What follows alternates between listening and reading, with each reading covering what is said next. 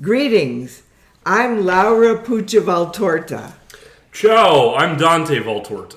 Buongiorno, sono Marco Valtorta. This is Season 4, Episode 5 of our podcast, B is for Bisexual. Today, we're going to read Part 1 of a screenplay entitled 20 More Years. But first, I want to talk about the 4th of July and ways to celebrate. This year, at our house, we're all enjoying the FIFA World Cup. Usually, I'm not a big fan of team sports. Marco is, and Dante is. But even for me, the World Cup offers a lot of excitement and camaraderie, plenty of diversity, and some really good-looking athletes. Wee woo. Go Morocco! Go USA! And the international fans seem to enjoy visiting the U.S., at least when they're allowed into the country. It's a good way to show the world we're not all monsters. Next strategy is that I've been reading the book Dangerous, Dirty, Violent, and Young by Zaid Ayers Dorn, the son of prominent civil rights activists from the 1960s, 70s, and 80s. This book is very riveting and illustrates the need to fight for freedom, especially here at home. For sheer fun, I've been watching the 7-part Netflix series entitled Pretend It's a City, directed by Martin Scorsese and starring the humorist Fran Lebowitz. Oh my goodness, Fran is wonderful, and I only agree with her about 92% of the time. Her apartment is filled with thousands of books, and she does these speaking engagements to pay for the apartment so that it's big enough for the books. She says she loves parties but never entertains. She dislikes dogs, yes, but loves children. And every trip to the dry cleaners could involve 72 fights.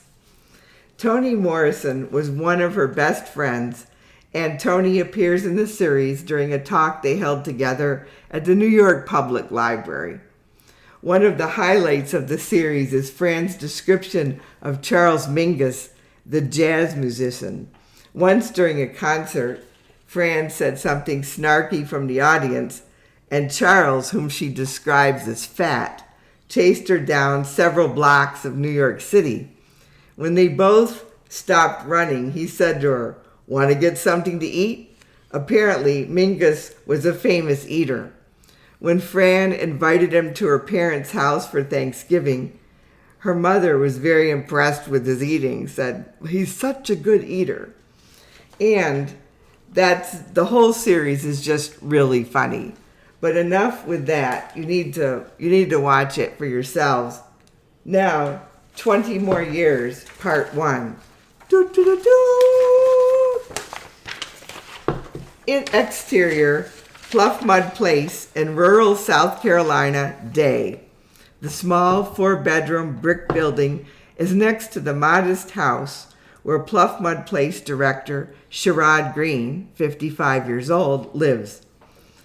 A registered nurse, Sherrod runs the long-term care facility with her son, Bulger, age 30. A sign on the facility says, "Pluff Mud Place, we take care of you." The company van and a couple of rusty cars, one of them used for parts, are both in the driveway. Sherrod and Bulger are outside planting bulbs in the front flower bed. They dig silently and steadfastly in the garden, pulling weeds and planting bulbs. Mother, we need help taking care of this place. You're telling me yard work is hot and expensive. A green Kia Soul drives up. Sherrod greets Dr. Sarah Sanguinetti, 40 years old, as she gets out of the car.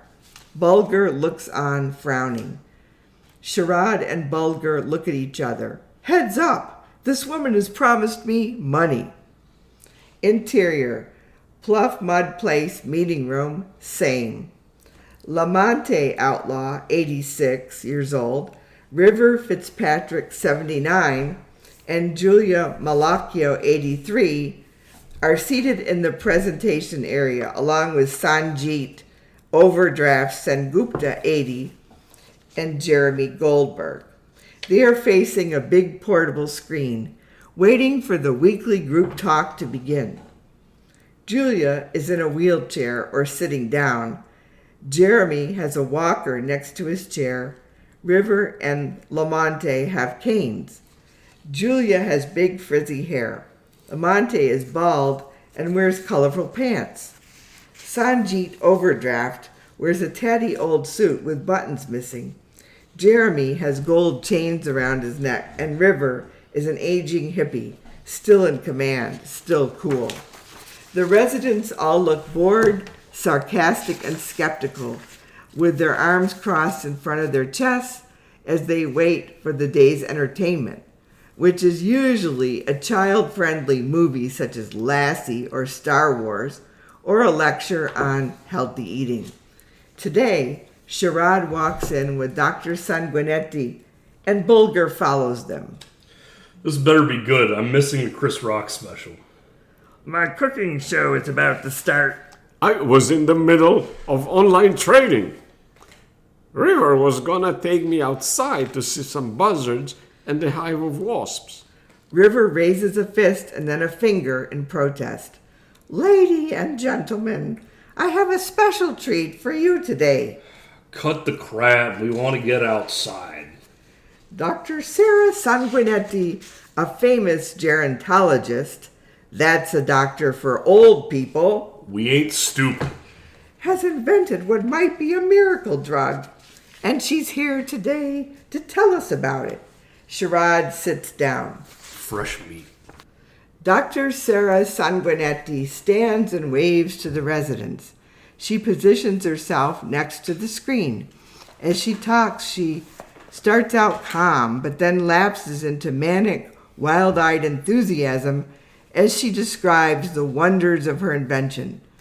My grandmother Francesca died when I was 10 years old.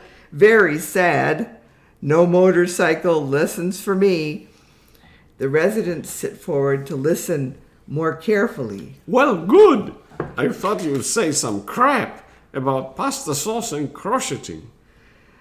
No, Grandma didn't cook, and neither do I. Everybody should know how to cook. I miss my grandma. Grandma was a big role model. In honor of her, I spent my life developing an anti-aging drug. The residents laugh and chatter. They shake their heads and wave their hands in protest. We've heard this before. Like I said, we ain't stupid. And I've had a lot of failures. Some test subjects, like my neighbor Don, died of a fast heartbeat. Our friend Sarah went crazy. That's the other Sarah. Other men, like Reginald, couldn't get it down. What? Well, sign me up for that. But this time, good people, I think my anti-aging rapid brain activity drug actually works. I call it 20 more. Dr. Sanguinetti waves her arms around as she describes this medical triumph. The room falls completely silent. 20 more what?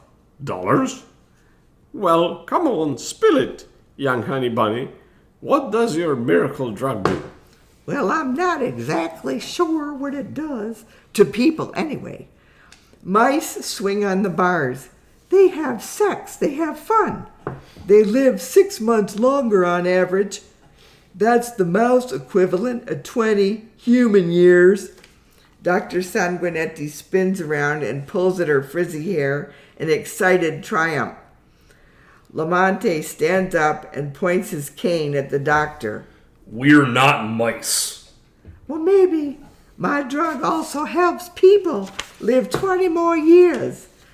The residents call out and chatter at the same time. Blah, blah, blah. Yeah, this is so great. Yeah. Calm down, everyone.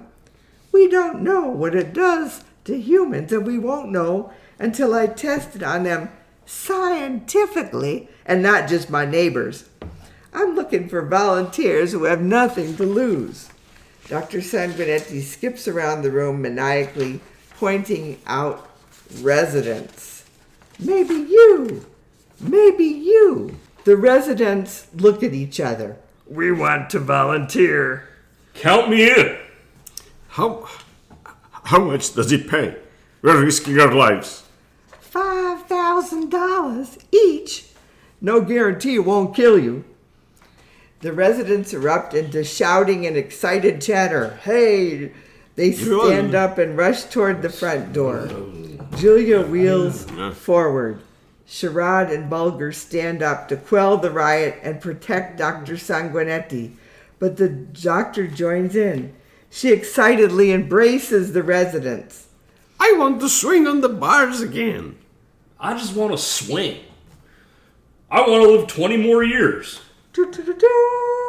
Interior, Sherrod's private kitchen, morning. Bulger and Sherrod are sitting at their kitchen counter drinking coffee. Bulger is rubbing his hands together. Well, everybody's signed up. They all want to try this damn drug. Some of them just went ahead and took the first dose. I know, it's so exciting. I mean, I kind of feel bad. Like, what are their relatives going to say? I mean, Julia's daughter couldn't get her out of the house fast enough.